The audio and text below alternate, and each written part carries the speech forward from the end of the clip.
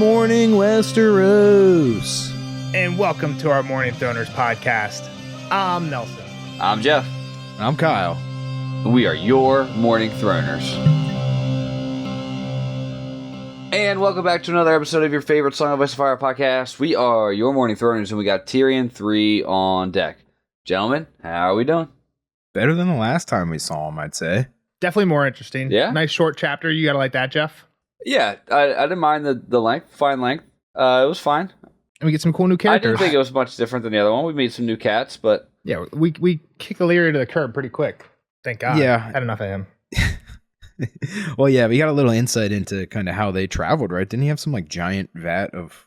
Oh, I forget what it was now that it was looking... Well, we knew last time that they had like a whole train of horses and stuff just to supply the litter, but it turns out some of that stuff was to supply the party. Yeah, so I don't know. I like this one more than the first one. That's all I have to say about it. I like these new guys. They seem better.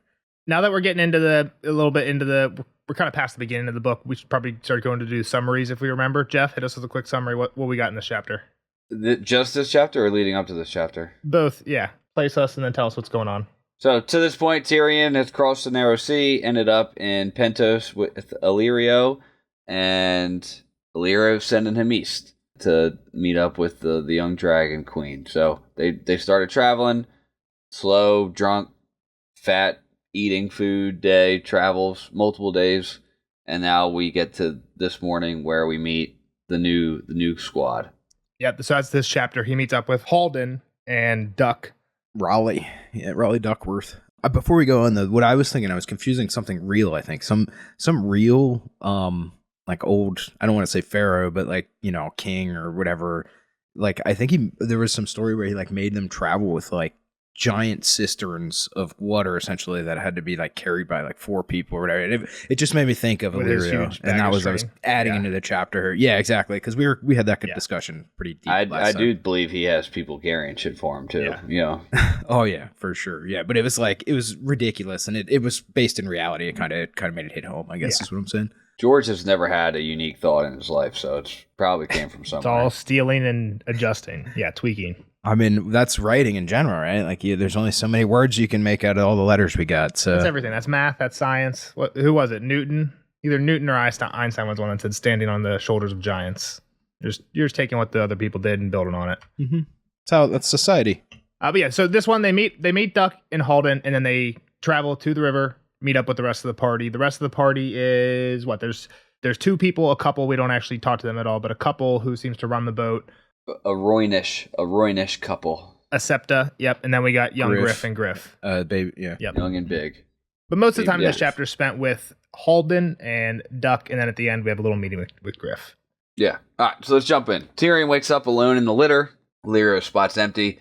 He peeks outside and sees him talking to 2 men, and it didn't seem confrontational. The 2 men were geared up, but they had their swords in the sheath, so he wasn't like alarmed. Tyrion pops out, has to piss. They have kind of some funny banter back and forth. Yeah, I don't know how deep we want to get into the introductions of these cats. Yeah, he's just like, oh, he pisses well.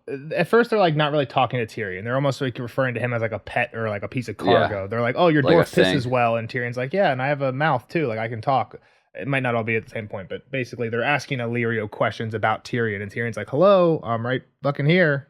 Well, he kind of seemed like he was sprung on him, right? Like it was like you got a passenger is probably how he was presented. Well, I assume that Illyrio told these 2 before Tyrion came out of the litter, like, hey, I got an extra person you guys didn't know that's coming with you, because Griff definitely doesn't know when Tyrion shows up, so they don't know. Well, that's what, at the very least, he doesn't know that he's going to be, a dwarf, a unique character. Well, I think the implication is Illyrio is like, hey, so there's somebody in the litter who's going to be coming out here any minute, and he's going to be going with you guys, and that's why when then Tyrion pops out and he pisses, the first thing Duck says is, well, he pisses well at least, is because Illyrio had to like mention this but not said much else, and he's like, well, he got that for it going for him, and Tyrion's like, you should see me shit. So yeah, like there's some funny lines here, but Yeah, I mean, he immediately wins Duck over with that line, I'm pretty sure, right? Like, that has to be the start of this. And then, like, he's, like, talking about his axe as well, right? Like, they're, like, laughing at him. Like, I like Duck. He seems to have potentially an anger problem, but I like him for the most part. It's kind of funny. Pretty lighthearted. I don't know if he has anger. I think he has a chip on his shoulder, if anything. Like, he's quick to prove himself, I would say, more than anger. I didn't get, like, anger. We'll get to his backstory, but I don't know. I think there's a little red flag there.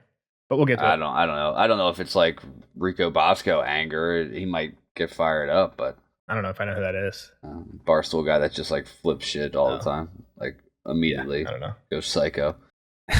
Yeah, so Illyrio has some chests for him. Duck starts loading them up, and Harlan starts talking a little bit more, and Illyrio is asking how the lad's doing. Yep. So this is our first clue that there's more cats we're about to meet up. I think in the last chapter, Illyrio. Well, he did talk about Little Griff and Young Griff. Yeah, we knew Little Griff. Yeah. But I guess, these people have been around them. We didn't know, kind of.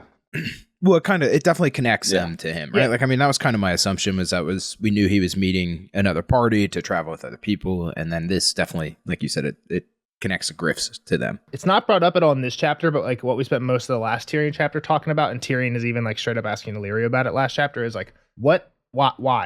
Like, what do you have to gain in helping Dany? Like, what's in it for you? I just think it's interesting.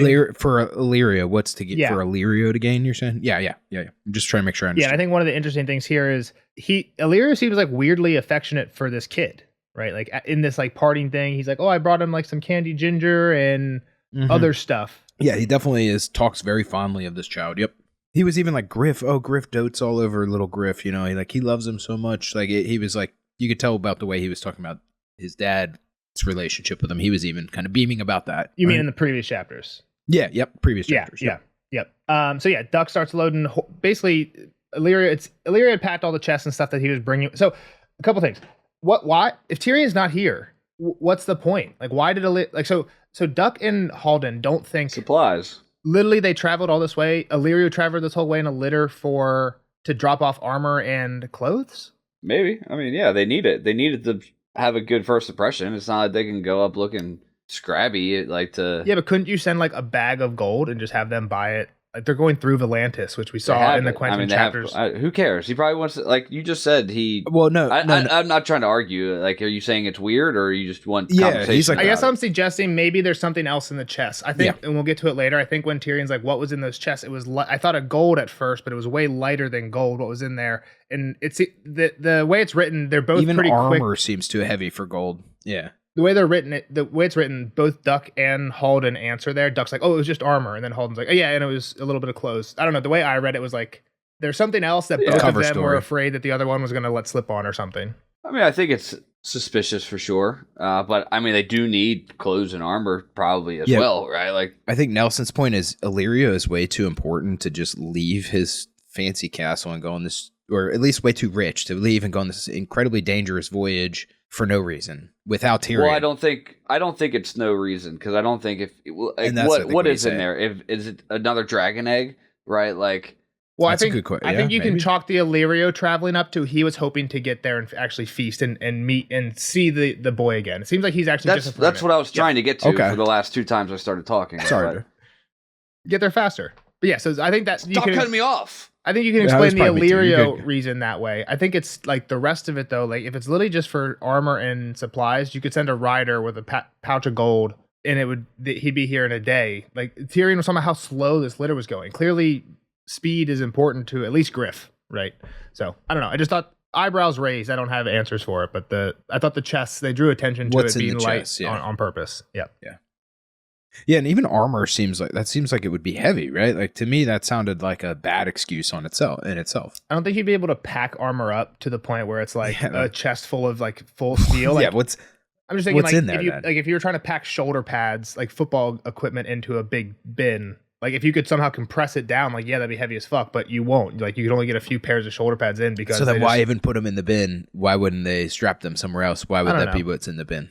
Yeah, again, I think I don't think we have to go on any longer. I think the chests are. I mean, if you don't want it to be, out in the rain and shit like that. Like, there's reasons, I'm sure. Yeah, the point is the chests are weird, but yeah. All right, so but I think more to like the point of like he's like Illyrio's just probably never in a hurry because he's rich and it kind of is on his time. Like he's like, hey, let's have a big feast tonight. Like I want to like let's go meet. Like he wants to go meet the boys still and rest of the party. Like let's have ourselves some food and. They're like, nah, Griff wants to roll. So there's Dothraki. Like, he's probably not worried about the time, the clock of other people, right? And, yeah, he just has other priorities. But He definitely wants to spend time. I think it's implied he wants to spend time with this gang. That's a good point. Kind of seemed like at least makeshift family. Yeah. Yeah. If he's not related to them somehow. The way he talks about them. I'd agree, Jeff. But basically Holden shuts that down. He's like, nope, there's no time for that. Like, which is weird because it only takes like a day and a half to get to the boat. Like, even at Illyrio's pace, it's only probably like 3 or 4 more days. Like, can you really not wait? But Holden says we got to go because Griff has had a lot of bad news coming upriver. We hear that there have been Dothraki seen north of Dagger Lake. Sent you guys the map. I'll put the map in the podcast right now.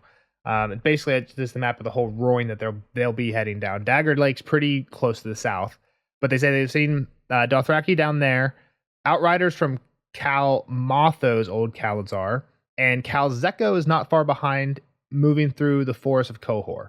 But Illyria's like, that doesn't mean anything. Zeko goes to Qohor every few years, and they just give him some gold, and he leaves. And Motho's men are as old as he is, and there's fewer every year. So basically, those are nothing to worry about. And then he says that the real threat is Calpono. We know Calpono. Those other two we'd never heard of before. Calpono used to be Copono. Was he in Dany? Yeah. Which was basically one of Jorah's top generals. Jorah? Dothraki? Not Jorah. Not Jorah. I know I'm wrong. Drogo. Yeah. One of his top generals. And he was like one of the first to leave when shit started going south for him. He's like, oh, he can't ride anymore? We're out. And he took like a big chunk of Drogo's Kalazar with him. I don't think this many, but they say he has 30,000 men now. But just kind of cool that this was we knew this guy. We saw this guy. And now he's a problem. Well, he was, we knew he was going to be a problem when he left, I think, right? Yeah. Like, that was kind of implied. Or that he seemed like strong enough that this was going to happen. We'll see you again. Yeah. All right. So we learned, I think they start rolling at this point, right? Yeah? Or are they still there talking with Illyrio? Then they kind of get like the real introductions that Tyrion and them give names. Okay, yeah, so they didn't leave it. So Halden introduced himself as the healer, and then also as a half maester. Question for you guys. Do these two right now know who Tyrion is? Griff does almost immediately. I was going to get there. I'm pretty sure he says something. Griff reads a letter. Or do you think the letter told Griff who it was? I think the letter definitely told Griff who it was. I think that's the only way. I don't know if Griff knew upon arrival. Okay. So the thing is, Tyrion sticks out. He's a dwarf with no nose, right? Like he sticks out. Yeah, but like has that he lost his nose traveled across the sea? Like that's like King's Landing. You're right. Lore. It's not world lore. Good point. Do you think the Shadows of Ashai give a shit if Tyrion has a nose or not? Well, the timeline is part of the problem. Not the problem, but like this is a lot closer to that happening than it feels. Well, it's close to Tywin's death. Tyrion lost his nose like a year ago at this point. I understand, but it's still closer to that than it feels like because we read a book in between, is all I'm trying to say. Yeah, I just don't think, even if you hear about the Blackwater, that Tyrion's nose is of topic. Hang on, though. Cersei put out a pretty big reward for anybody that brought a noseless dwarf, right? Like, this is from the Queen's decree, essentially. That's way more recent, though. Griff didn't know that Tywin was dead. And that the decree for Tyrion came out at the same time as Tywin. So if they don't know about Tywin being dead, they don't know that there's a. When did that happen? I mean, Tyrion. Like recently, Tyrion killed him, left, and then 2 months ago. Tyrion's basically been going east as fast as he can since it happened. So understood. 2 months was a guess, but timeline doesn't matter. So to these two though, do these two? To me, I guess the question could still be Griff and Tyrion planning to keep that between them, because Tyrion even says that to Griff when he leaves the cabin. He's like, "You're not a knight, and I'm a Hugor Hill." Right. I would think so. I mean, that's. And he introduces himself as Hugor Hill here, right? Or Yolo. That's what. Yeah, Illyrio introduced himself as Yolo, which is like, what the fuck are you talking about? Like, I'm obviously not. Pentoshi. Not Pentoshi. Yeah. Pentoshi. So I think that's a good point. Yeah, I don't know that they do know who he is. Yeah, I think from what we just talked about, they probably don't. But so I guess then this first introduction, Tyrion, I feel like he's giving away who he is. He knows everything. He knows too much for just like being a random bastard. Like you can read and stuff, right? He definitely shows off knowledge. Like I think a lot of people know who Tyrion is, or like at least like, oh, he's the smart dwarf of the Lannisters. Like if Tyrion wanted to get found out, oh, this guy knows a whole lot. He's pretty smart. He can read. He's probably a lord son at least, and he's a dwarf. Like so, like you should. I think if you know anything of the Lords of Westeros, you should be able to piece it together. Like, this ain't your average dwarf. Yeah, I think the first hint he drops is that he's at least from a well-off family when he says, Duck asks, like, if he can ride. And Tyrion's like, I ride best on a horse I know well with a special saddle. It's like, dude, like, Yeah. not everyone. I don't know. I would guess the average peasant dwarf doesn't have a horse that maybe a horse they know well, but at least not a special saddle. But I don't know. Maybe means for a special saddle. Yeah. I mean, they ask him here if he was a king or a bastard, right? So like, do you think they're just prying questions? So that was a trivia. That was gonna be a trivia question for you. He says his name is Hugor Hill, and then the follow-up question is, are you a king or a bastard? There's a reason for that question, Kyle. I mean, I feel like I knew this name before here, but honestly, it's like one of those fables or something. I'm assuming, or yeah, actually the last Tyrion chapter when they were riding, he's riding with Illyrios. He's like, "Oh, the hills of Andalos. This is where the seven originally came from. The seven there." And Tyrion remembers a few quotes from the 7-pointed star, which is like the seven, the Bible for them. Yep. And one is about the father coming down and placing like a crown on Hugor of the Hill's head. So he was like the first king of the seven. So Tyrion says Hugor Hill. That's why he's like, "Are you a king?" Because it's like the famous seven king. And Hill. That's a pretty shitty alibi or alias then, right? Like that's a known fake name, kind of. Yeah. Well, hang on. Jesus is like a popular name, right, in Spanish culture. Like, yeah, but I mean, Jesus and Jesus are pretty different. Isn't that the same? I thought it was the same. I think there's there's some difference there. Tilde somewhere. I don't know what isn't there something on the E? I don't know if there is definitely an accent when you pronounce it that way, but I don't know how they spell Jesus in Spanish. Well, I mean, I guess like, what about like for Islam? Don't like everyone names their kid Muhammad, right? Like that's like the most popular name. Sure. I'm pretty sure. I don't know. I'm not. I mean, if you're quoting Superbad, it's the most popular name in the world. Read a book or something. My point is, it's not necessarily a fake name if you're named after a famous religious person. I mean, half of like American names are named after people from the Bible. How about John, James Mark, or Luke, John? Yeah, exactly. I mean, yeah. I don't think there's many people. What was the first one I said? I don't think that was actually you said the Bible. Jesus. You literally said Jesus. I just said now. I said James. I don't think there's a James. James is King James. There's a James. Yeah, King James Bible. There's a big James and a little James, or two prophets of. I'm not that far yet. When it's also like, isn't that like one of the versions of the Bible? Well, yeah, the King James. The King James. Yeah. So that could be fake. So, but the other point. So, are you a king or the bastard? The last name Hill is the bastard name of the Westerlands.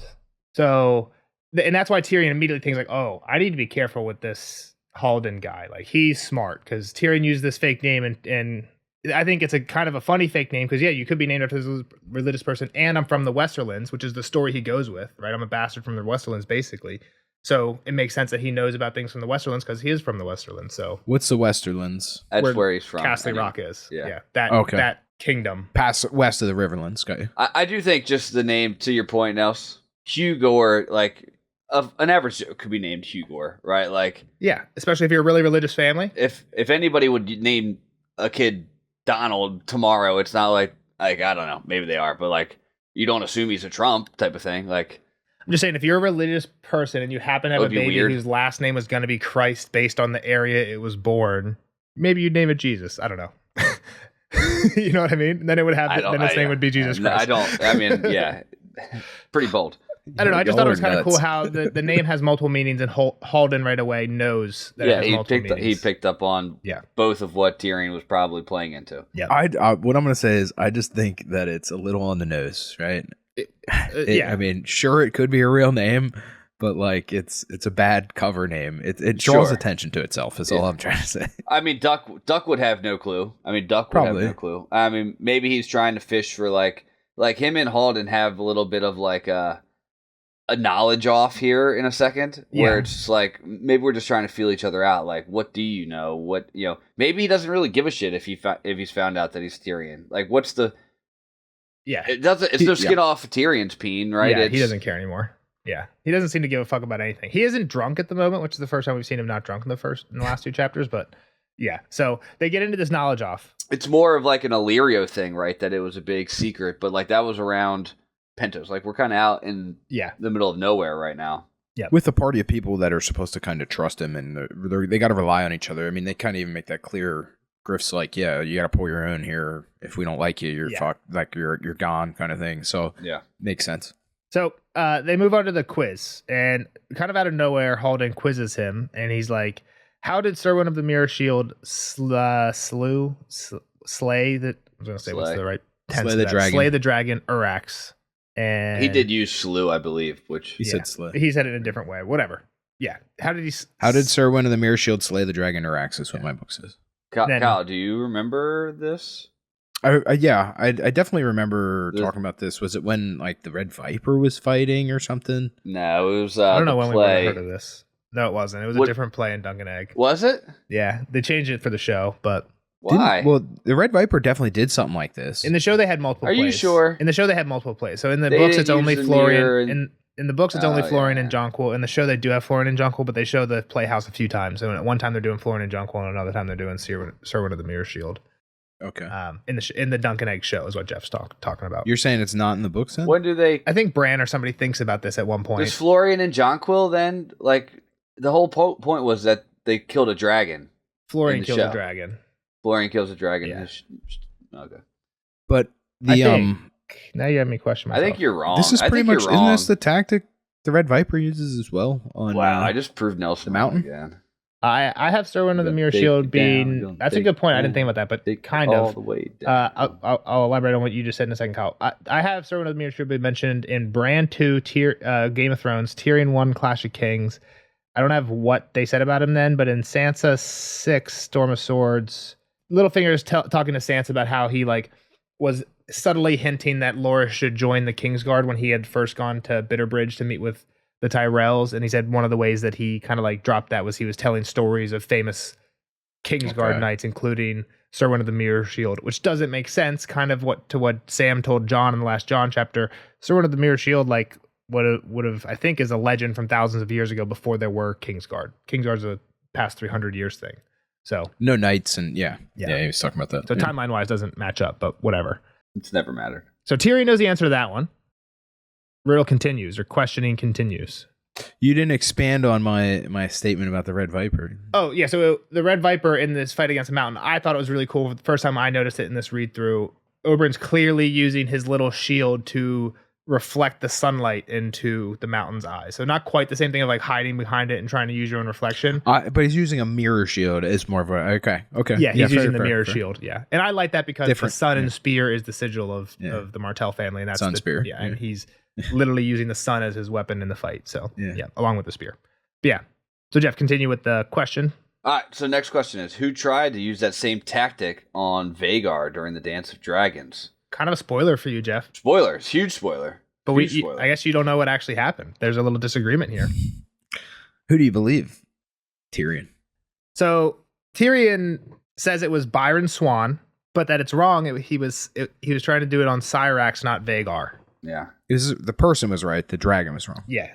Because Vhagar was on the same side as Byron, basically. He goes through the names of how that happens. Byron was from the Stormlands, basically. The Stormlands were on the side of Aegon. Aegon's brother, Aemond, was who flew Vhagar. They were on the same side. So Vhagar and Byron were on the same side, whereas his sister, half-sister, Rhaenyra, who flew Syrax, was on the other side, so it makes sense that Byron would be fighting the dragon on the other side. So that's Tyrion's logic.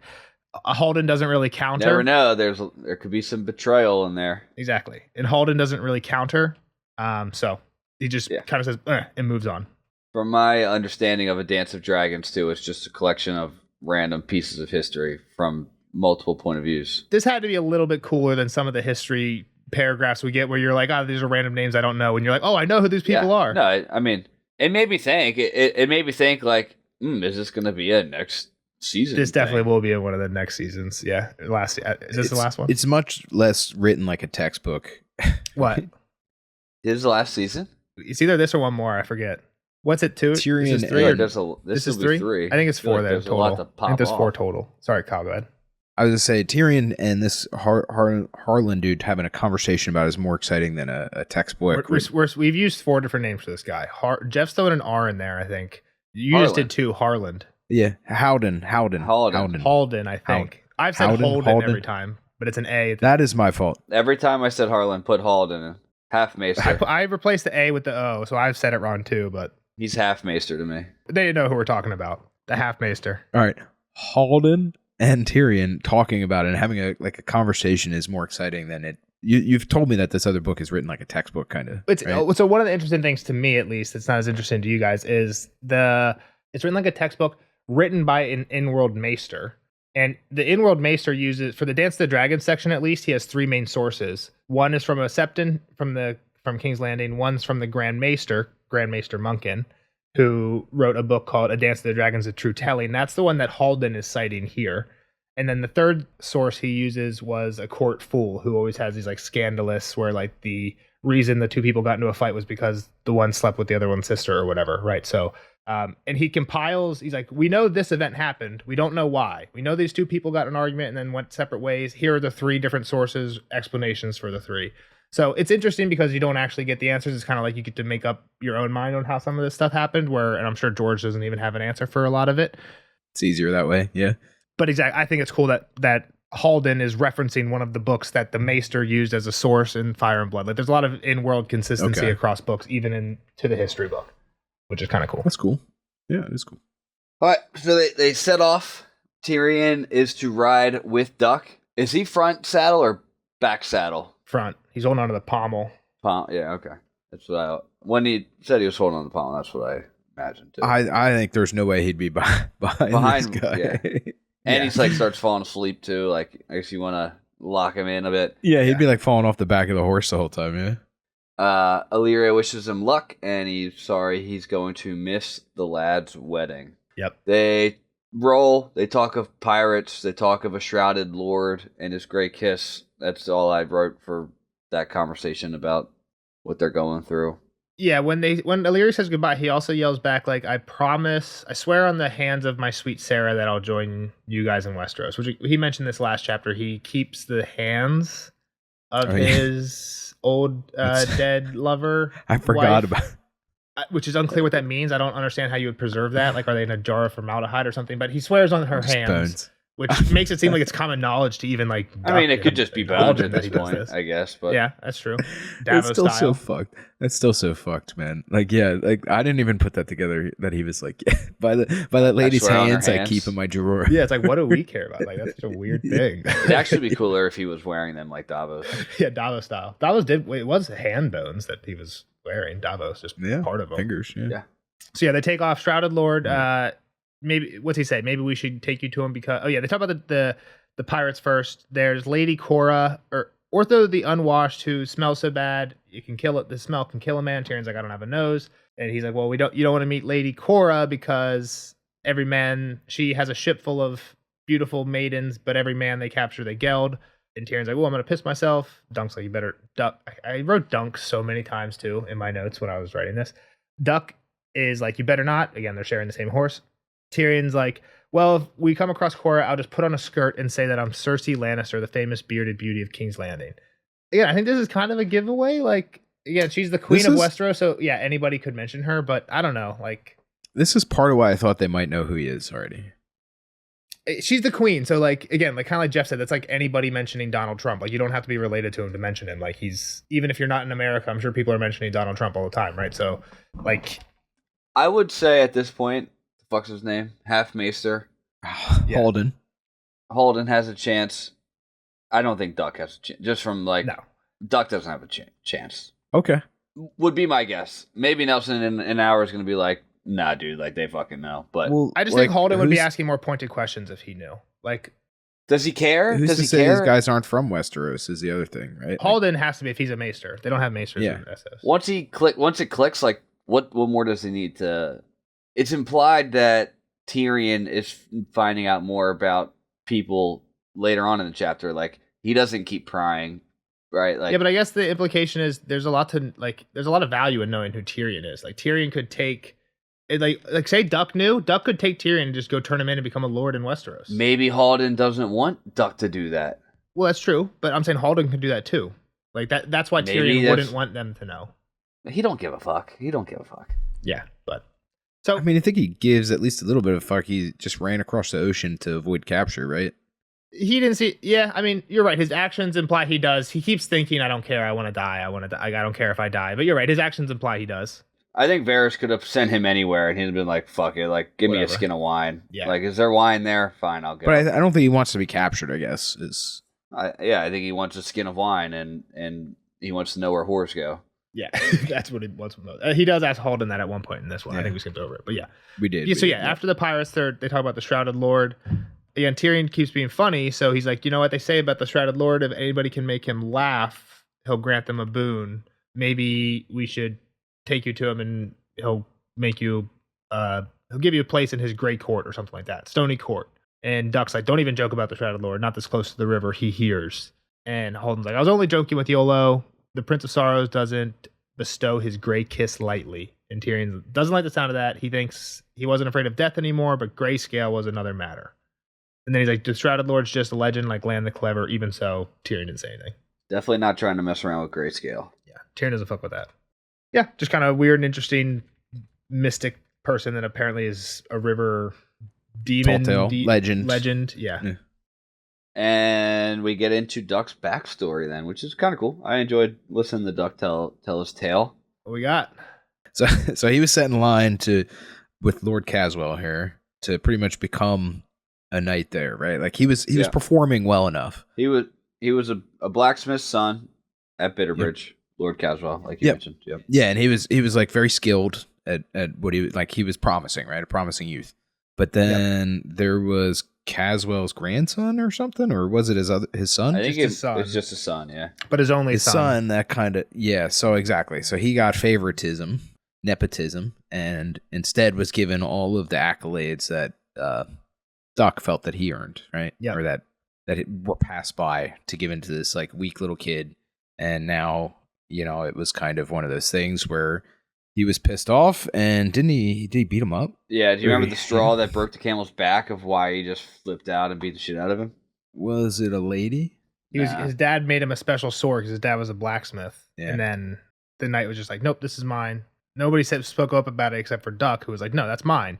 And Lord's like, no, your hands are meant for hammers, not for swords. And Duck, who didn't think this guy deserved to be a knight, and he was thinking that, like he had said earlier, none of the other squires really fought him in the yard. He's like, yeah, well, so he said my hand was meant for hammer, so I got a hammer and I beat the shit out of him. Broke both his arms and some ribs. Nelson's hero immediately. This is what I'm saying. He has an anger problem. Once he pulled a hammer, Nelson was in.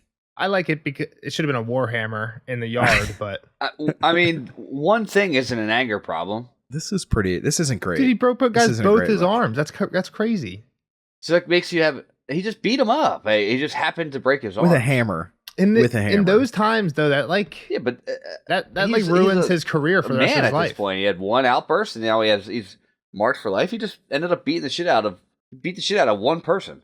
Kind of dunkish, actually, when you think about it, right? Like what Arion did. Again, he wasn't standing up for the innocent. He was kind of standing up for his own pride, which at some point you just need to turn the other cheek, like all the other squires are doing. The other squires aren't beating this guy up. This guy did take his sword, but he did for years. Yeah, until the sword incident. You're right. One straw broke the camel's back. You're acting like he's fucking fighting everybody and like flipping off. That's fair. At everything that pisses him off. That's an anger problem. Like, sure, he lost his temper one time. He just happened to beat the shit out of the dude. Dunk wouldn't have done it. What happened if he would have killed this guy? Then he would have died. I mean, it is what it is. Well, I mean, I think he would have died anyway. So the end of the story is he left. He had to flee. He went across the sea and joined the Golden Company because he was not. If they caught him, they would have probably killed him or sent him to the wall, right? Which he deserved for beating the shit out of this kid. Well, he broke the law. Yeah, by the law, he deserved it. Again, I do see it the other way where this guy was a dick. Like, don't play stupid games, win stupid prizes. Doesn't mean you just like for the Lord's son deserve to get beaten with a hammer. It's interesting. This is the current Lord Caswell. This guy, we saw this guy in person in a cat chapter in like the Clash of Kings book when he was with Renly. So kind of cool. Again, the connections are. Did we see his son then? I don't remember. No, the Lord is dead. The son is the Lord now. The guy that Duck beat up is the current Lord that we saw in the cat chapter. Okay. Yeah. So he went across the sea, joined the Golden Company. He was a smith there for a few years, and then Harry Strickland took him on as a squire. And then word came downriver that Griff needed someone to teach his son to arms, so Harry sent Duck. As like a training partner, right? That's kind of how I took it. I thought it was weird. Like, yeah, why do you send a guy who's not even a knight to teach the knight's son how to fight? I think it was like a training. I think it was a training person. It wasn't for like master at arms. Like Griff is teaching this kid how to fight. Not. I guess that's my point. Yeah, like why would you send someone less qualified to teach when there's a more qualified guy? Yeah, I think it's a sparring buddy thing. Yeah. That's the only thing that makes sense. Do we know Griff is? Well, I guess yeah. He Illyrio said he was a sellsword, right? Yeah. Tyrion seems to think there's something up with him later, though. I know, but yeah, I still don't know that I think that he's not qualified with the sword. You know what I'm saying? Like, I still think he's probably better trained than Duck. Still, yeah. Even if he's pretending to be a sellsword, you think he's still better with a sword than Duck. Yes. Gotcha. Yep. Okay. Tyrion asks, "What's in the chest?" We talked about this. Chest. This is that conversation. What's in the box? What's in the box? It's probably not Shay's head. Not a head. Spoiler for the end of 7, I guess. Someone's got a head in the box. 25-year-old movie. I just watched that for the first time like last spring, so someone might be out there getting spoiled. 7? I know, but at this point, that's on your own. I mean, yeah, 7. Yeah. It wasn't a spoil until he said head in the box, but I know, I was kidding though. Dick in a box. That's the. Is that little Saturday Night Live? Is that Little Dicky, or is that? I think it's Justin Timberlake. Justin Timberlake. It was Lonely Island or something. Maybe Lonely Island. Justin Timberlake did not make I'm pretty sure it's Justin Timberlake called Dick in the Box. That sounds like a Lonely Island. He was definitely the skid, I think. Yeah, it was an SNL thing. Oh yeah. Grow up, Nelson. Oh, it was okay. I don't know. Featuring Justin Timberlake. Yeah.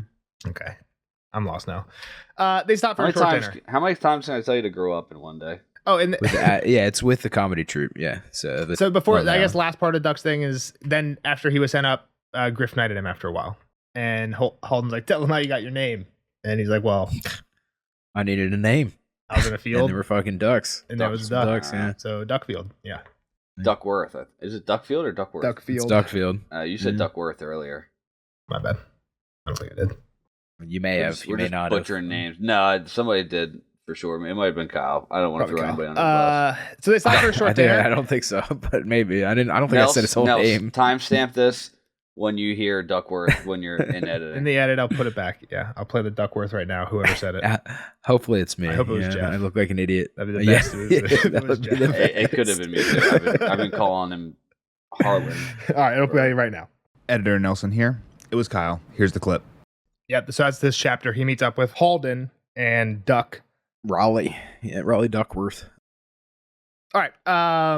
Yeah, so they stop. I thought they were stopping for the night, but no, they're just stopping for a quick snack. They pull over, water the horses, get some food. Tyrion's like, thank God I'm not eating like snails and butter and garlic and lamb chops soaked in wine. It's just like salt beef and beans. Cold beans. Like, thank God I'm eating some fair food. My tummy's going to thank me. And it's pork, not beef, Nelson. Whatever, salt something. Then they get back on the horses and they're on their way, right? They don't say nothing really happens at dinner. Yeah, the next combo is the 16 Wonders. So they're riding on this nice ass dragon Valyrian road, and it gets them talking about Loras Longstrider, who is the author. Lomas. Yeah, fucking Weird autocorrect. Applesauce. It's all right, man. And the fact that it's autocorrecting to Loras. That's not a real word either, right? It's actually like Laura apostrophe S, like Laura's. Laura's. Gotcha. But there's 16 of them. There's 7 natural. Wonder where George got that number, and 9 man-made ones. How many are there? This is a real world thing, right? 7 wonders. There's 7 wonders of the world. Gotcha. Are there man-made in the real world I think there's too, 7. No? Yeah, I think it's the same. There's 7 old ones that I don't think. But the pyramids are one, right? Big Ben. Yeah, the pyramids. Big yeah, Ben's but Big Ben's one. not one. The Christ the Redeemer. Which is the big statue, in right? Brazil. Yeah. Machu Picchu, Taj Mahal, Chichen Itza, Colosseum, Great Wall, Petra. These are the new 7 wonders. Yeah, and then like the Pantheon, or like Zeus's the Pantheon. Ancient wonders. Yeah. Babylon, Hangar's Babylon, Statue of Zeus at Olympia, Temple of Artemis, Mausoleum at Halicarnassus. So what, these are things that don't exist anymore? Colossus of Rhodes and the Lighthouse of Alexandria. Correct. Exactly, yeah. Well, how do you know? And then there are natural wonders of the world, which is Grand Canyon, Great Barrier Reef, Harbor of Rio de Janeiro, Mount Everest, Aurora Borealis. I don't know. This is the AI fucking bullshit. So it could be bullshit. Is it always 7? It looks 7 like it's of all? 7, yeah. Yeah. Okay, yeah, so cool. George is stealing. Yeah, here's one with the Pyramid of Giza. This one, so I think we know of some of these, but I don't have them written down. But we definitely don't know all of them. So this list doesn't have the Great Wall. So I don't. But yeah, don't take my earlier list as fact. Anyway, but in the Game of Thrones ones, Tyrion was fascinated by these. He loved these books. He got them when he was a kid from one of his uncles. Read them a ton. Committed all of them to memory. Halden quotes from memory: "The gods made 7 wonders, and mortal man made 9." And then he jokes that it was impious of man to outdo the gods, and thinks that he's like, I think the roads of Valyria were the 5th of the 9. made by man. And Tyrion's like, nope, they're the fourth. I remember them all. I recited them like a party trick when I was a kid. Yeah. I don't know what Tyrion's problem is right here, right? Like, I mean, he even earlier is like, yeah, I need to be careful around this guy. And then now is here trying to fucking... Yeah, but it's like me. Like, if I was somewhere and there was somebody and they're like, yeah, well, in Game of Thrones, Joffrey is Ned Stark's son, and I'm just like in the room. Even if I just like heard that, like something, even if I like heard it subconsciously, like my brain would be like, "No, I gotta run over there." And be like, "That's wrong information." This is more run over there. This is more. Bran is Ned Stark's fourth son, or something like that, and you're like, actually, he's his third. That's what this is. This is not Joffrey, the wrong house. This is. He's still Tyrion was obsessed with this shit too. Like he had a problem. Yeah. Okay. All right. So he did have a problem, and it's not he's hearing it across the room. This is a guy talking to him, and he's like, "Well, actually, I know, but it's a guy that he's like supposed to be kind of holding his tongue around." Yeah, but as the actually guy, I could say there's nothing more the actually guy likes than saying, "Well, actually, it's 4, not 5." He knows Suck a dick, yeah. Okay. Sheldon style. So, yeah. So the best part is that Tyrion was going to go visit all of this, and his uncles had taken a trip to the 9 free cities. He was at least going to see anything nearer in those. The nine man-made wonders, right? No, he was just going to travel to the 9 free cities. I'm sure he would have crossed some of the wonders off his list going through some of those, but yeah, that's where he was going to go. And Tywin was like, "Fuck you are! You're going to ruin the Lannister name. You need a job." He's like, "My uncles were allowed. Your uncles didn't wed a whore." I'll stab the old wound. Which is fucked up because she wasn't, right? We know now he's kind of holding this against him when this thing that he didn't do against him, which is, again, not that Tywin's a great guy. Yeah, you think Tywin's a bad guy? I always just think of, not that it's okay to be a bad guy because there's worse ones out there. I would just think of like Sam's dad. Like he was just way worse. Like, he chained Sam up for like a week when he asked, like, maybe I could be a maester. He's like, "You want chains? Dungeon." Yeah, that's some horrible shit. Yeah, I mean, all these dads are pretty bad, right? Like, no, you can't go on vacation is way... Like, yes, it sounds bad in Tyrion's mind, but that's pretty much what it is. Like, I want to travel abroad. No, you can't get a real job. It's kind of what Tywin's doing here. Again, I'm way lightening it, but it could be worse than making you the master of the plumber. He makes him the plumber, yeah, which is kind of a degrading thing. And Tyrion, but I like what Tyrion does. Like, this is a good mentality. That's what I was gonna say. I think it's a pattern of stuff. You're like, he just said he couldn't go on vacation. He literally spent his entire life talking shit to this kid. I know. I said I downplayed it. I led off with like Tywin saying you can't do this thing because of this lie I made up and told you, right? Like the whole thing is made up pretense. Yeah, could have always been worse for Tyrion than what he had. Yeah, but from Tyrion's point of view, I think it is kind of just like, no, you can't study abroad, get a job this summer. Like that's kind of what it is. And I will say, I think Tyrion's mentality about it is great, right? A lot of people would be like, "Fuck it, I'm just gonna show up, punch the clock, punch the time card, get my." Plumbing is important. We need those drains to go, though. Well, Tyrion's like, "I'm going to do a great job to spite him." Right? I think that's a good mentality to have. I mean, maybe. I guess. Whatever motivates you. I could go on about internal and extrinsic. I bet you Tyrion got more. There's a lot of intrinsic and extrinsic motivational factors in this world. If you choose extrinsic, that's fine. Whatever gets you going. No, I just think you personally, you're going to learn more if you put your whole effort into something rather than you half-ass it. Then you're just wasting everyone's time. You're wasting your own time as well. Like, yeah, maybe you're wasting Tywin's time, but you're also wasting your time. Okay. I'm not arguing with you. Yeah, come on. Thank you. Please argue with me. That's what he said. Thank you for agreeing with me, then. I'm not moving on. I'm not okay. Now I'm not agreeing with you. Actually. You act like he really cares about being a plumber. He doesn't. He cared about proving his dad wrong. His motivation was not to be the best plumber he could be. It was to prove. I don't care what your motivation is. I care if you're giving it your effort. That's the only point I was trying to fucking make. So clean your fucking ears out. Jesus. Effort and attitude. You're talking about attitude. I'm talking about effort. No, I'm not. Yeah, pretty good. Moving on. Tywin drops a great line here. Tyrion basically says, "Well, fuck you. I'm about to be my own man. I can do whatever I want. I'm gonna be a free man." And Tywin says, "No man is free. Only children and fools think elsewise." He's like, "You can go if you want, but there's gonna be consequences. You're not a Lannister anymore. I'm not bankrolling it. Like, go scrub some dishes, earn your money before you go on your vacation this time." Which you get is like. Rich kid wants to go study abroad. Like, okay, if daddy says no, yeah, you can go, but you got to go. Better get a job right now. Pay for it.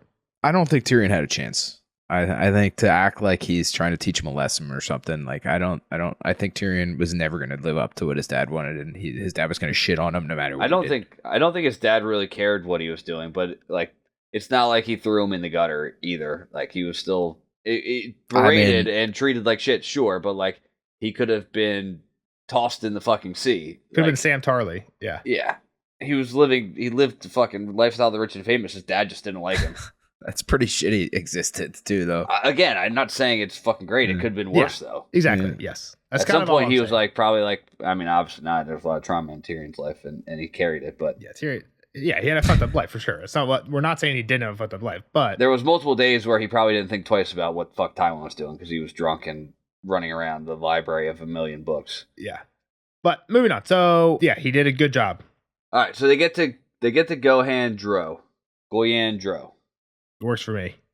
And it's a little kind of not abandoned, but like half fallen down town that people still kind of live in, but don't want to be seen. Yeah, Tyrion thinks that from what he knows about history, this place used to be beautiful, but that was like 1,000 years ago, before the war, before the dragons came. Now, yeah, the buildings are half sunk into the mud. Where there were like beautiful flower gardens, it's all reeds and weeds. Nobody's left. There's just a few people living in like hovels. Most of them went underground when they pulled up. He also is like, "Oh, this is the fabled Royne." And Duck's like, well, it's the little Royne. And Tyrion's, I don't know if he says it or he thinks like, it is that. Like, I always thought this thing was going to be a crazy river. This thing's smaller than the Trident. So Tyrion's not impressed by the Royne so far.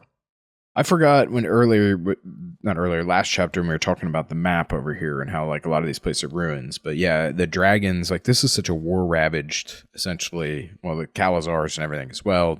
And then the dragons like just laid waste to these places, right? Like that's really why it's... Yeah, we don't know much about it, but basically the culture along the river got into a fight with the Valyrians, and the Valyrians won. Yeah. Not good if the Valyrians have dragons. Yeah. The Nymeria's 10,000 ships is like kind of them being the river people from the Royne being like, oh shit, we're fucked, and leaving, and they end up in Dorne, right? And that's why we have some of the orphans of the green blood are the people of this river culture who attached this shitty river in Dorne because it's the only river in Dorne, but all they know is river stuff.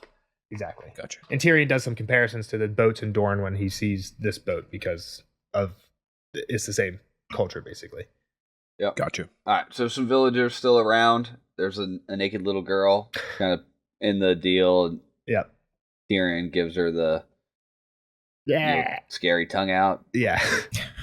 And she goes away crying, like, what the hell did you do to the little girl? And then they go off the road a bit and kind of follow the old dirt road and come upon a stone, what do they call it? A stony quay. Quay.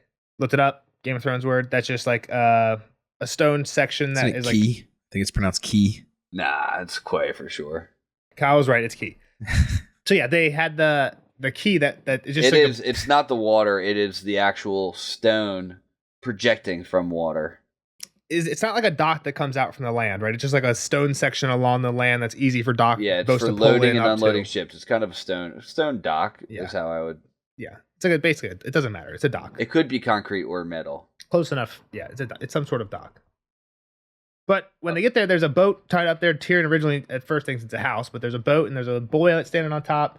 He was a lithe and well-made youth with a lanky build and a shock of dark blue hair. The dwarf put him at an age of 15 or 16 or near enough to make no matter.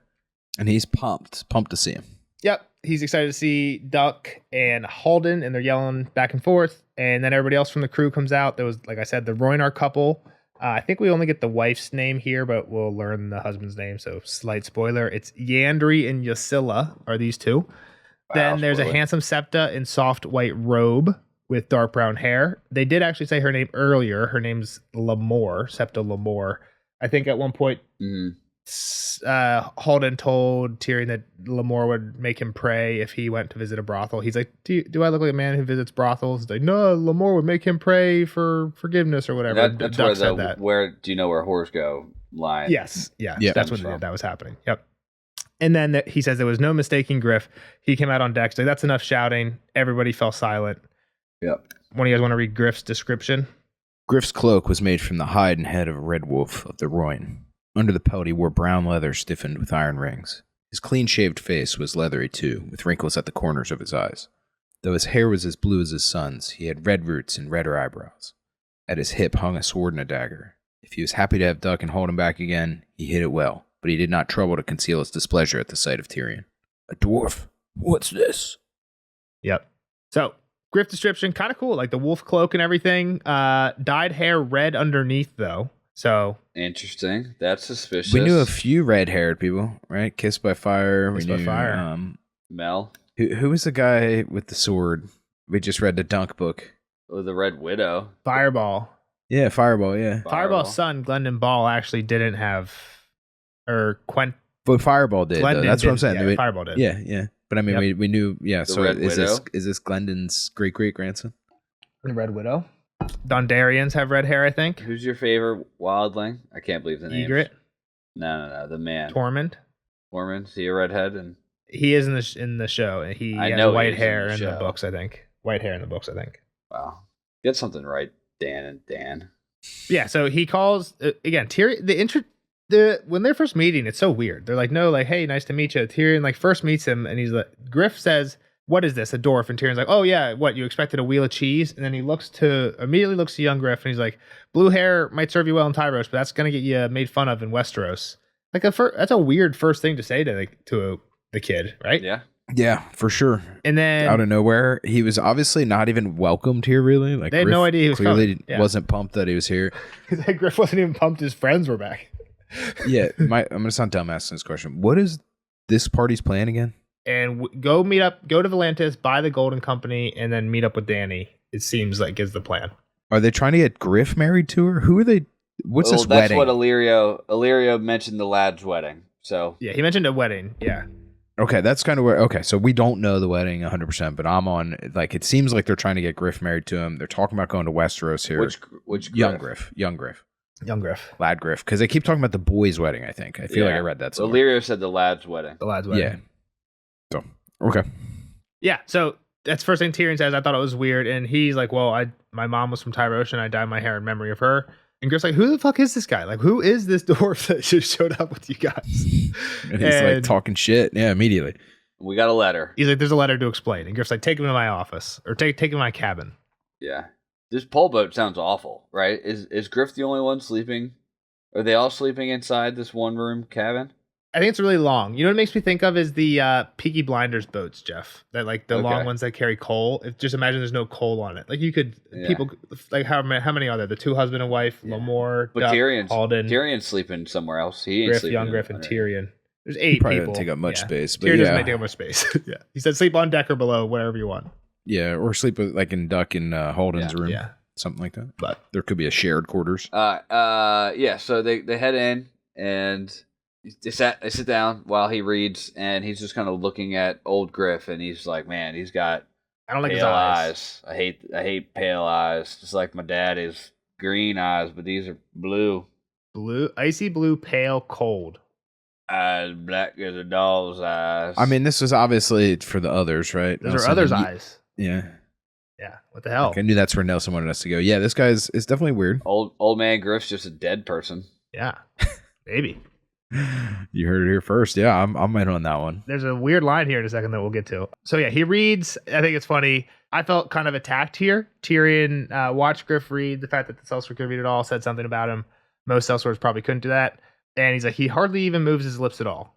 I think sometimes I move my lips a little bit when I'm reading. Like, I don't think there's anything wrong with that. But Tyrion is definitely implying that if you're not as good of a reader if you move your lips when you read. You're sounding out the words. You have to speak them, kind of thing. Every once in a while, I'll definitely. No, you shouldn't be doing that. Well, I've read these books too many times that I know this line I've read probably 3 or 4 times at this point. So sometimes I'll be So reading. make sure to close his mouth the whole chapter. Sometimes I'll just be reading some random other book, and I'll catch myself move my mouth, and I'll be like, "Wow, damn, Tyrion would be judging me hard right now." And I'll try and stop doing it. But yeah, I don't think I do it all the time, but I've definitely noticed myself doing it because of this line, and it always makes me Whatever feel stupid. helps you read, man. Makes me feel stupid every time.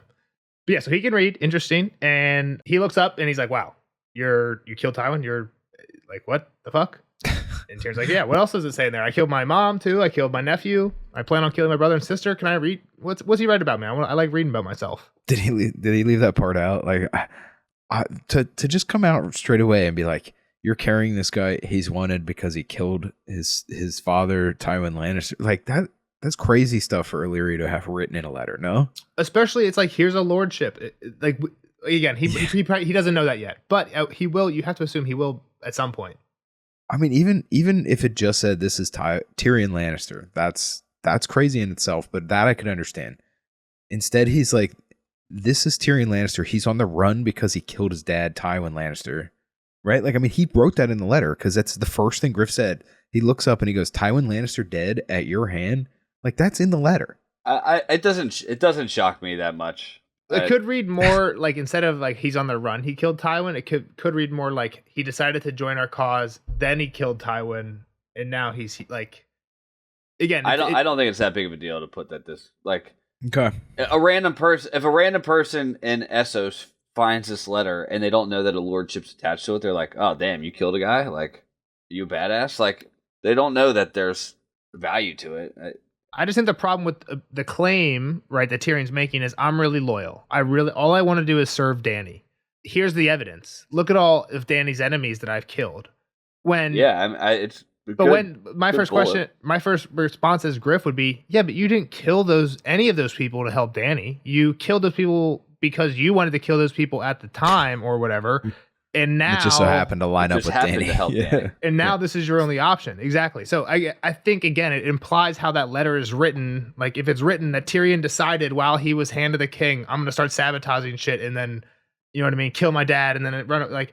I like your theory. You're inferring a bunch. I don't think, I obviously don't think Illyrio wrote that in the thing. But I think if he wrote something like, Tyrion's on our side, he has killed his father, and like that's it, then it's really unclear as to like which came first, chicken or the egg here. And Tyrion is saying, all I want to do is serve Dany. Why should you let me? Well, because look at all the people that I've already helped her kill. So Tyrion's, I think, trying to imply that again, but he doesn't know what Illyrio wrote, and when he asks to see the letter, Griff just burns it. Okay, I want to see what he wrote. Did he leave the good parts out? I like reading about myself. Yeah, dude's funny about this. Yeah, for sure. That was a good part. Again, the one thing I don't want to read over is at one point he says, he calls him Sir, and he's like, I'm not a sir. He shot that down pretty quick. He's like, I'm not a sir. And Tyrion's like, well, he thinks like you're a bad liar. Yeah. And he says, it could be Tyrion trying to be too smart too. Like, Tyrion thinks that was clumsy and stupid, my lord.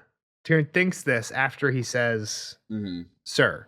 And then he's like, well... He calls him my lord later, too. Right? Yeah, exactly. And so then here he says, well, Duck told me you knighted him. And he's like, well, fuck, Duck talks too much. So is this where Tyrion's like, okay, well, you're not a knight, now I'm Hugo Hill. Maybe that's a little bit later, but basically that's what the agreement they come to. Yeah.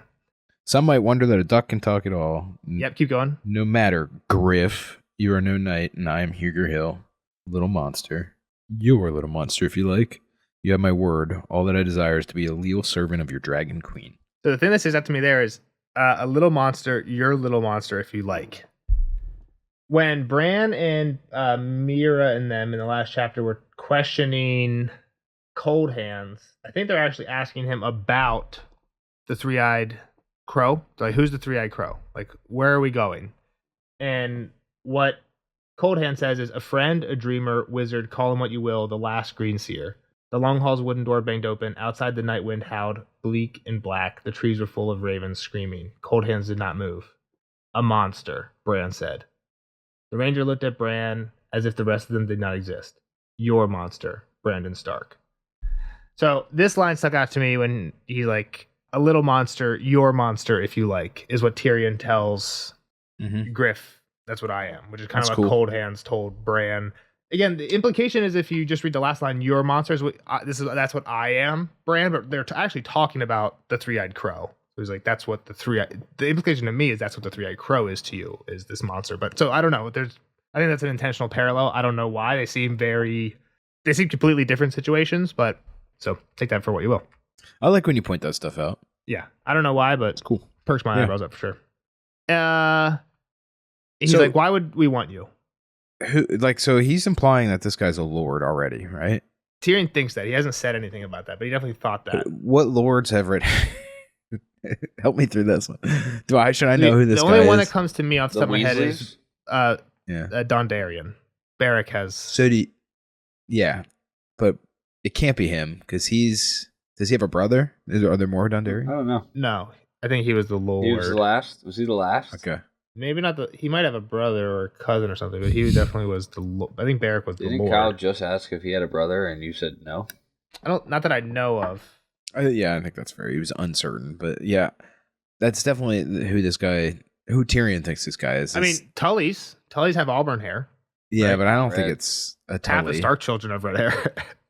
Fair. Sansa, Robb, Bran. Yeah.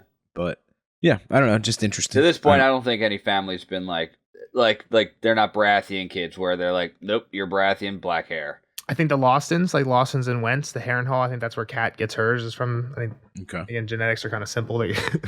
More simple in a Song of Ice and Fire than in the real world, where a family just kind of always passes on the trait. But yeah, so nothing else jumps out to me. I mean, half the family does. At least that we've seen. So, but yeah, he's like, why would we want you? Like, okay, so you want to serve her, but why? What's the point? What are you going to bring to the table? Like, you don't. I got info on Cersei. I can tell you how to fight Jaime's army. Yep. I know all the lords. I can get them on our side. Some of them on our side. Yeah, whatever. I can get allies, and I can tell you what you need to know about the dragons. Yep, I know a lot about dragons, as Halden can tell you. I like when you mentioned the like, Cersei I'm pretty thing. funny too. But the Cersei thing, he's like, I can tell you how Cersei thinks if you call whatever she does thinking. He has like a funny line like that. And yeah, exactly. And I'm small. Don't eat much. Don't take up much space. And I'm kind of funny. So yeah, why not? Griff doesn't seem to want to get, be made to laugh. Griff's like, and for that reason, I'm in.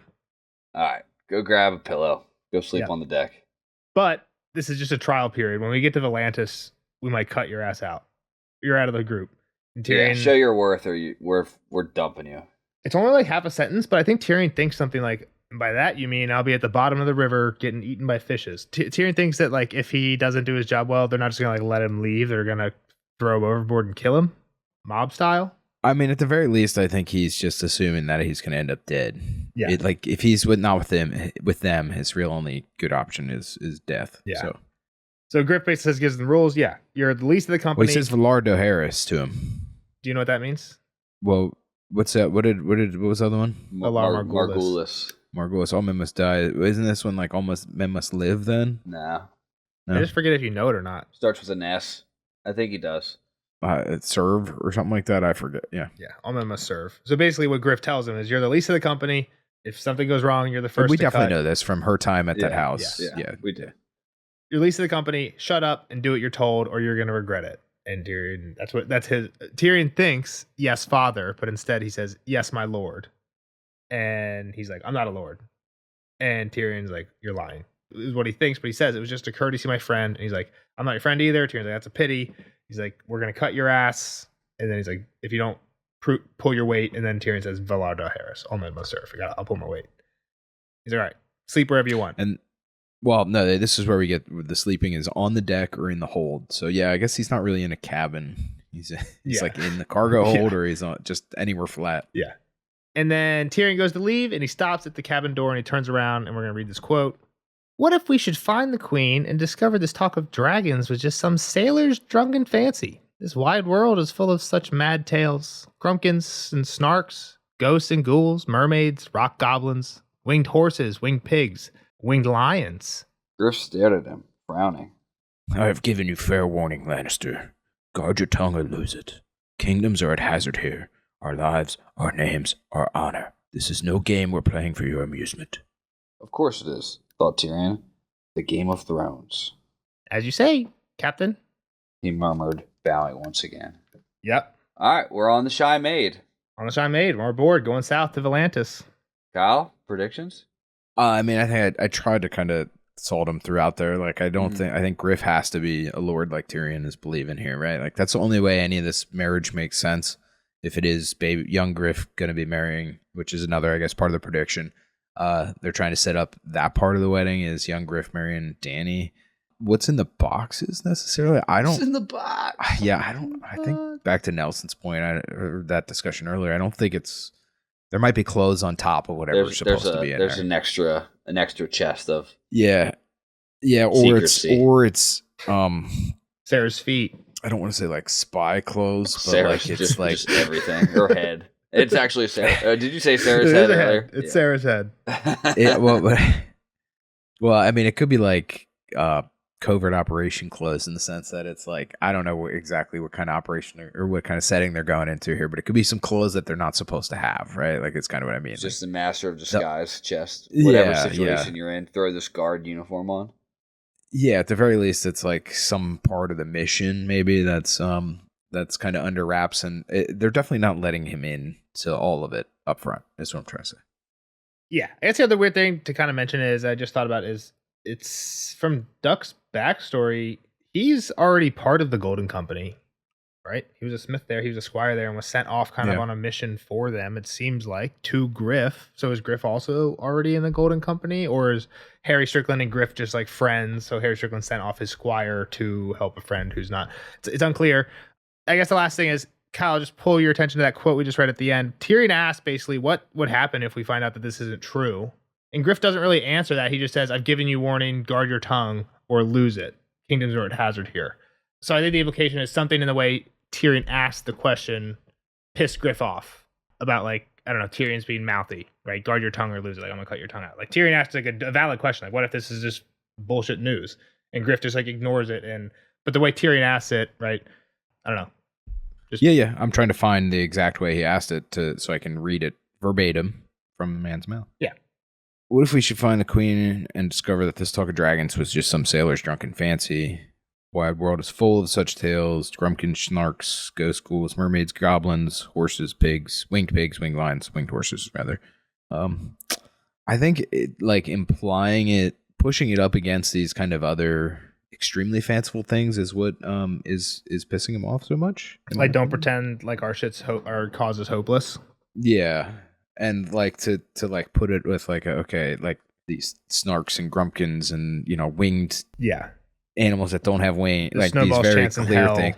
Yeah. Whereas this dragon did exist at some point, and like there is a chance that this is actually real. Like.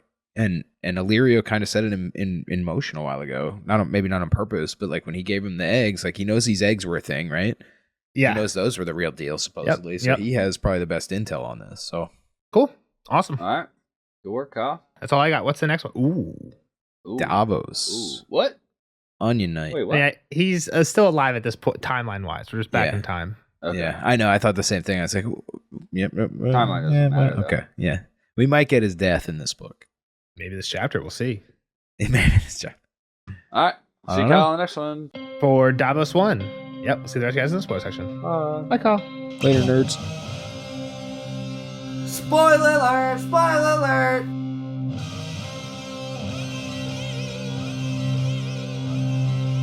Spoiler alert! Spoiler alert! Bye, Kyle.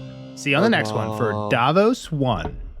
Jeff, on the spoiler section. What we got? A lot of stuff, actually. Yeah, there probably is. I didn't write anything down. I mean, the whole thing really is one big spoiler, right? Like, Kyle doesn't know anything about what these people... What you mean is young Griff is... Fagon. Claiming to be Aegon Rhaegar's son. Most people think Fagon somehow Blackfire. I really think... I'm now on my second read... am a believer that he is Illyrio's son to Sarah Blackfire. Like, that just makes sense to me. And one of the things that I didn't come up with this, but I read it somewhere, and I don't think it's proven, but I think there was an earlier draft of this chapter that George read, like, before the book came out, like, after Feast came out. You know how he's read, and there's sample chapters of Winds? Yeah. I think there was a sample of this chapter at one point read, and at one point something is said... Illyrio and Holden start talking to each other about what's in the chest in a different language that Tyrion doesn't know. I think he thinks it's Volantine, and he understands High Valyrian, so he can catch a few words. And one of the words he catches is sword. Ah, damn it! I wanted to guess. It's Darkstar.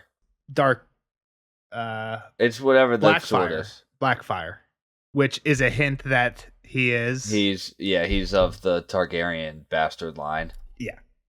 Which again is kind of interesting because Blackfire actually used to be. I wish I said it first. Yeah, I should have given you a chance. Which is interesting, right? Because in House of the Dragon times, Blackfire is just the sword of the rightful king, right? There wasn't a Blackfire. Right. There isn't a bastard family yet, right? So that's just the rightful king's sword. So, like having it, which is the whole point of it, is it kind of proves kinghood, but also the whole point is Illyrio is potentially giving the Blackfire sword. And again, you could Tyrion put that sword in a chest too. full of clothes, and Duck could lift it with no problem, right? Yeah. I think the question I was kind of still poking at of like, why did Illyrio come this whole way? Like, you would have to think there's a few more items that you have to deliver in person. If it's just a sword, you could send a rider with a sword and a bag of gold and be like, here's the sword, take the money, buy armor. Yeah. Well, again, I do think they need the clothes. Like the clothes isn't like a moot like. But the only clothes for I think disguise. is equivalent to gold. You could just send gold instead and have them buy it in Volantis. They're going to Volantis, the biggest city. It's like saying you can't go to New York and buy nice clothes. I was always trying to lean on the Illyrio just wanting to see young Griff. I think that makes sense too, but I guess what I was kind of trying to insinuate is the reason they're coming is because they have some items that you wouldn't be able to send just one rider anyway. You have enough stuff that you'd have to send a few chests. And that's it, and it's not stuff that you could just buy in Volantis. It's like sentimental stuff or things like Blackfire that only Illyrio would have. What else would that be? Maybe it could be Aegon's crown, right? I don't know if we know where Aegon the Conqueror's crown is. But him going is still like, unless he's getting out and like protecting it with his sword, like him being there doesn't really matter. My point is, Illyrio, if you could send this on a rider, Illyrio, the whole thing where Illyrio is going isn't even considered. Illyrio never considers even going if whatever you're trying to send, you could send with a single rider. And remember, there was a plan to meet up before Tyrion was involved. So before Tyrion even showed up, there was a plan where Holden and Duck were supposed to meet up with Illyrio and Illyrio was going to give something to them. I think it's more Tyrion than it is goods, anything in this plan was made before Illyrio had Tyrion, though. If you would shut the fuck up, I would talk to you about what I mean by that. Okay. I think it's kind of explaining the Tyrion needs to go with you is a bigger factor than any sword, Blackfire armor, like. I agree. My point is, before Illyrio even knew that Tyrion was coming to his house, he must have sent a letter to Griff and Holden and company saying, hey, let's meet on this day at this point so I can give you, let's assume the sword is true, so I can give you Blackfire. Okay. My point is, if all he's trying to give them is Blackfire and then court clothes, he could say, to make things quick, I'm going to send a rider right now. He'll be there in 4 days. He'll have a bag of gold. You can buy court clothes in Volantis, and he'll have Blackfire on his hip. I think there has to be a few more things to the point where he has to send a wagon load at least anyway. And then because I'm sending a wagon, I might as well come with because then I get to see. Sure, I don't really care. I don't think he's on. His belief is that Dany's traveling west, not chilling in Marine. Yeah. So like, they just need to meet at Volantis, right? Like, how fast can Dany travel to Volantis? Like, the timetable in Illyrio's mind isn't like, we need to hurry the fuck up because we need to keep going east. Like, it's like, oh, we just need to meet up with Dany at Volantis. We know she's still at Marine. We're expecting her to be a town over next. Like, oh, we got, like, it's not like a do or die. Like, let's hit the road now, Jack. It's, hey, you're, again, my belief, you're my son. I want to come see you. Let's have a feast, blah, blah, blah. It's not a... That's a fair point. That up until Illyrio, and up until this chapter when Illyrio meets with Holden, Illyrio doesn't know that they're on a schedule. He thinks that he can take all the time in the world because why not? It's not until Holden is here right now. It's like, no, Griff wants to go. And it's not even because we're afraid Dany's going to beat us to Volantis. It's because we don't want to run into Dothraki. Exactly. Yeah. There's other threats on the river. Yeah. That's fair. Illyrio has no sense of urgency up until he meets with Holden. That's fair. It's a fair point. And I don't know if he even gets it after Holden. Like, I mean, he doesn't insist on coming along. He doesn't want to like run into Calpono, but yeah, he doesn't insist on coming along to meet young Griff, which I think is interesting. He could be like, no, like I'm bankrolling this whole thing. I'm not giving you the chest unless you let me come and have a feast. But he doesn't do that. I think I would say explaining Tyrion and the chance to see young Griff are the biggest motivations of him going. I don't, Yeah. It's not like he was wearing Blackfire on his hip the whole time. Yeah. I guess that's the other thing is maybe, you could say, oh, I'll just give Blackfire to this rider and then he'll meet you. But if the rider had Blackfire, just roll. He might leave. Yeah, exactly. So Tyrion's in charge of the drains. Sorry, I was moving on to the next point. Do you have anything else to say? That's fine. I was staying towards the end with the John Con of it all, but we can go to the drains. Next point. Tyrion's in charge of the drains. Yeah, I mean, Dany already used the drain, so like... What do you mean? She already used drains in Marine. Like, she already had that idea. Oh, okay. So like the point that they're gonna like take Castle Rock through the drainage system, like doesn't become as cool anymore because like one, Danny already used it, like, but fine, That's fair. But it happens in the show. I know they do, but I get your point. It happens, but Marine, they go through the shitter in Marine too. You're right. Yes, you're right. You're right that I don't think they do go through the shitter in Marine, and they only do in Castle Rock in the show, which kind of makes it more original. I think in the by the way, I happen to know exactly where the plumbing is. Like it means a lot more, but like I forget. Do they go through the sewer in Marine? I feel like I know they get to the slave. I think they do because they get to like at least an underground tunnel to like where the slaves are like underneath, and then they give them swords and go. Yeah, I don't think they make a big deal that like it's through the poop chute. Yeah, and she doesn't send Jorah and Barristan because she doesn't know about them being betrayed. Yeah. So, yeah, it's different, but I think you're right. They do go through the sewers. But yeah, I think they don't make as big of a deal of it. So, but people think that this could imply that it happens again. I mean, again, why give Tyrion this knowledge of, are we really going to get the Castle Rock, though? Like, let's be so for real. Like, in the traveling of the rest of this book. Tyrion's going to get to Castle Rock. Not in this book, we know that. But what's even the point of Castle Rock? Like, just like if Dany takes King's Landing, that's where Cersei will have to run to. Or if Aegon takes King's Landing, you think Cersei's leaving the throne? I think. You think she's retreating to Castle Rock? I just don't see Cersei going down like that. I think it's much more likely that she dies at King's Landing than she goes back to Castle Rock. No, I think she goes back to Castle Rock. I think she might even take Tom and back to Castle Rock if shit goes real bad. Okay. But yeah, we'll see. We'll never know. Icy blue eyes. Yeah, I'm not gonna. Whatever. The only thing I could think is, so Griff, John Con, gets grayscale. Okay. Which isn't the same as the others, but he's kind of like The Walking Dead. Once he gets it, like your time, like you have a death sentence, kind of. Yeah, you're just on a counter now, right? And if he's kind of, I don't know, could touch other people and spread it. Not that that's how the others work, but I don't know. That's the only thing that came to my mind when I thought the icy blue eyes thing. Yeah. Okay. I didn't think about that at all. Like obviously Kyle mentioned others. Like I it's kind of like sweet. Like yeah. And so Sword Blackfire, I wrote down. I didn't realize that by the end of the chapter, Tyrion would come out basically straight up and say, "You're a lord," and then when he says, "No, I'm not," say "liar." Yeah. Pretty much telling the reader, this guy's a lord. Just you got to figure it out.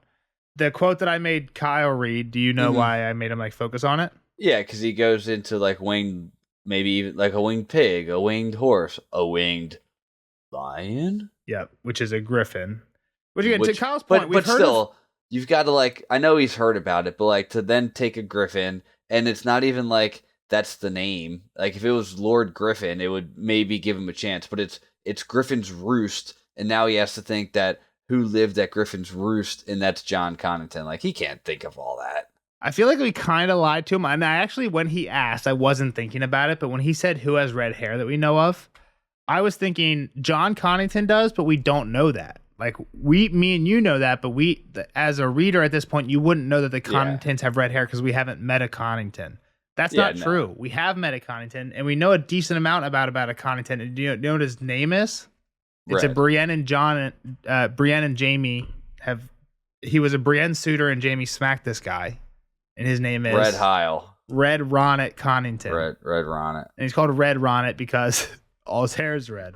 So I feel like we could have told Kyle that without being spoilery, but I feel like that makes it kind of obvious. It would. I think it. Oh, that random ass family name that you. If we would have said, all I could think about is Red Ronnet and Beric Dondarrion. I don't know. Those are kind of two random deep pulls, kind of. Yeah, you'd have to mention it like Red Widow, Red Ronnet Connington, Red blah blah blah, the Red. And I guess if we just said that, it'd be hard for Kyle to remember that. Because we've heard, I just put up John Connington's notes, like the note I have for him. We've heard of it. He's been mentioned 1, 2, 3, 4, 5, 6, 7, 8 times at this point in different chapters. Because he was a hand, mainly as the hand of Aerys. And Barristan was the best probably author of like the note you're bringing up, or the. Well, I'm just saying, I clicked on, so every time any character is mentioned, I write them down. And he was mentioned in Dany, a bunch of, mostly Storm of Swords and Feast of Crows chapters. Dany, Jamie, Bran, Arya, Jaime, Cersei, and Jaime. Mostly, I'm sure, as he was the hand of Aerys until Aerys fired him after he lost the Battle of the Bells. Yeah. Basically what happened. Okay. And exiled him. I'm trying to think of where the Jaime part of it goes, but it becomes I was thinking of Barristan because he was friends with Rhaegar, and he... Yeah. Jaime in the third one thinks about Jon Con because of Red Ronnet and Feast of Crows. When he slaps Red Ronnet, he thinks about Jon Con as a relative. But yeah, so again, there's a connection there, but it's a deep pull. I think now that I'm thinking about it, we probably could have mentioned Red Ronnet to Kyle. I don't think it would have been enough for him to get Jon Con. But the question was like, which family members are all red? Like Connington is one. One Connington isn't like we know the Lannisters are golden haired. We know the Baratheons are black and strong or whatever. Like, yeah, we don't know just because of Red Ron Connington. Like, it's never been mentioned that the Conningtons all have red hair. Like that's why I joked the Weasleys like a little bit different. But like the phrase, what about them? We don't know. We don't know what they have a similar color hair, but they all have a hooked nose, weasel face. Basically, we hear that they're all weaselly. But like the Starks are a great example. Like they're all different. Well, half of them look like Starks, half of them look like Tullys. Okay, with that, but they're all not Stark looks. Like, so you can't. That was kind of what I mentioned in the non-spoiler, that George, while he plays the genetics game, he plays like the high school genetics game where every family member for the most part has the same attributes. That's not how it works in the real world. Like the Starks, again, like the Starks are the best example of real genetics. The best example of like, okay, like you can have this, you can look like this person too. Like it's like that's what I said. The Baratheons, like half of them, like lost out because there's obviously somebody, unless they're incestual, like somebody's genetics lose every time. Yeah, Robert's still, you don't get 100% of Robert's genes and none of other. And I know there's the recessive and whatever, but yeah, we've gone on about it. Yep. Last thing I had, I saw this somewhere. I don't know where I heard this. It wasn't recently, but when I was rereading, it stuck out to me. It's weird that they talk about the mirror shield stuff in the middle of this for like a page and a half for no reason, right? Yeah. I had heard somewhere of a reasoning why. So the whole like theme behind the story is we have this legend of someone who's using. Go ahead. Is it because of? But it's not Fagon who goes after the dragon, is it? Like it's that's Quentin. But think more thematically. What's the story? He's like metaphorically sneaking up on Dany with. Well, how does Sarah of the Mirror Shield kill the dragon? The dragon sees itself and then he stabs it in the eye. It sees a dragon. Exactly. Yeah. Instead of seeing a person, it sees a dragon because he's using the thing. Yeah. Right? So Fagon, a non-dragon, is pretending to be a dragon to another dragon. He's using a mirror shield on Dany, kind of. Yeah. Right. Again, especially the sword being the mirror shield. But I was saying that he is a Blackfire, so I don't. Well, he's a Blackfire, but he's a mummer. So the prophecy for Dany is beware the mummer's dragon, the fake. I guess what you're saying is technically a Blackfire is a dragon. It's just the wrong color. Yeah. Yeah. So yeah. So I mean, maybe Sarah is just a random girl that has Valyrian style hair, and then Illyrio just happened upon Blackfire. Yeah. Or like the Golden Company just had it, right? They're like, hey, go use this. This will help. Yeah. Like. If that's the Golden Company's best shot to get back home, right? You know. And that's the thing about the chest is me and you don't know what's in the chest. If there's something in the chest, we don't know about it yet. And they're in Westeros already. Where we are in the books, Jon Con, Griff, they're in Westeros. They've taken Griff and Roose back. They're about to attack Storm's End, and we still don't know what's in that chest. So they get to Volantis, Tyrion gets captured, and they just say, fuck this, let's go west instead. I know we've...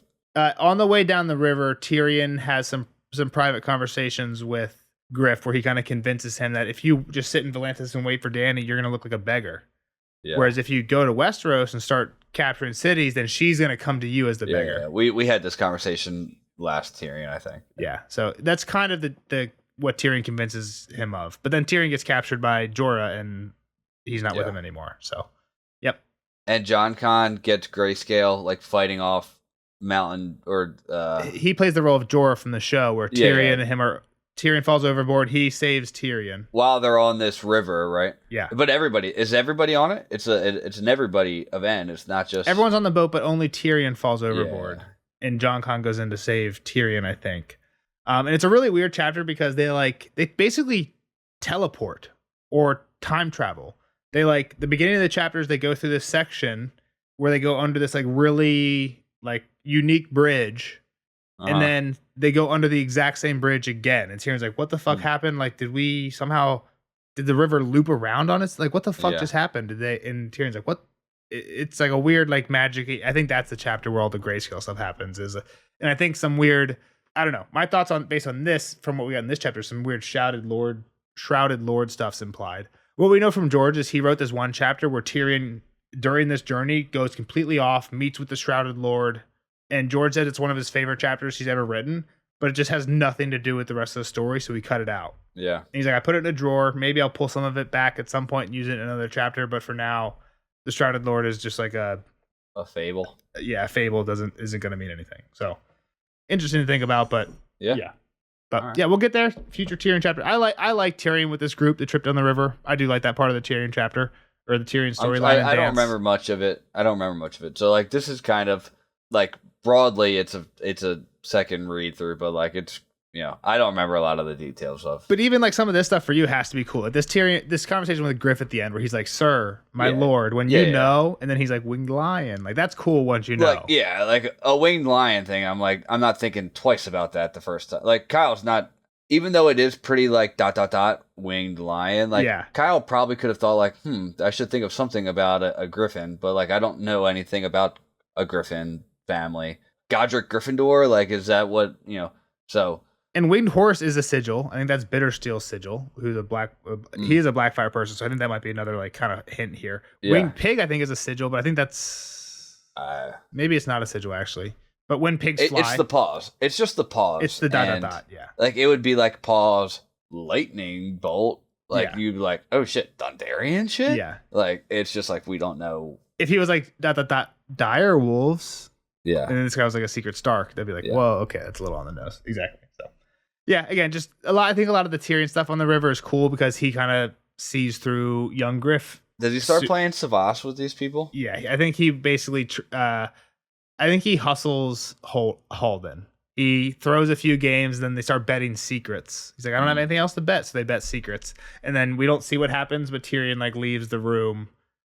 And there's a comment about like Halden's like, oh, you'll only win when pigs fly, or I'll put a pig up my ass if you win, or something like that. And Tyrion, it cuts ahead, and Tyrion's like, as he left the room, he wondered what Halden's ass would feel like in the morning, or something, like, implying that he won and knew some secrets. And then he goes and says some shit to young Griff that's like, well, which I think he already knows something's up with young Griff based on the very first thing he says is like, oh, your hair's dyed blue. I don't think that's gonna go very well. And what, like, okay, you know something, right? But all right, cool chapter.